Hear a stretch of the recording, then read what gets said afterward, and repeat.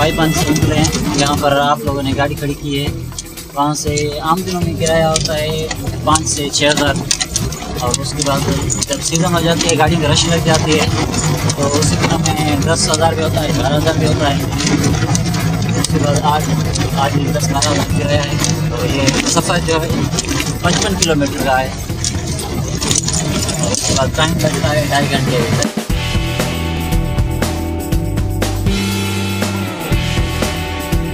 तकरीबन 1 घंटा लगता है नीचे ज़मीनी रास्ते में, और उससे 1.5 घंटा लगता है ऊपर चढ़ाई।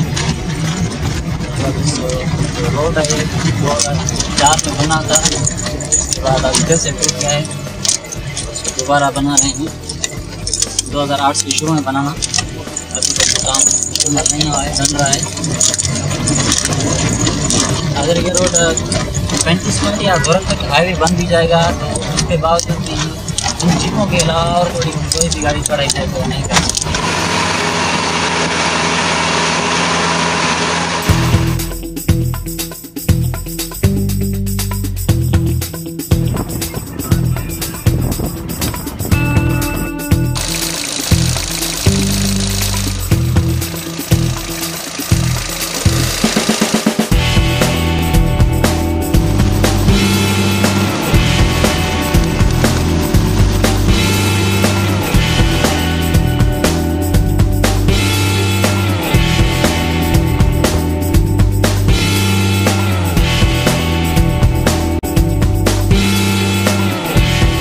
चढ़ाई जो है एकदम खड़ी है, और चढ़ाई है 5,800 फीट।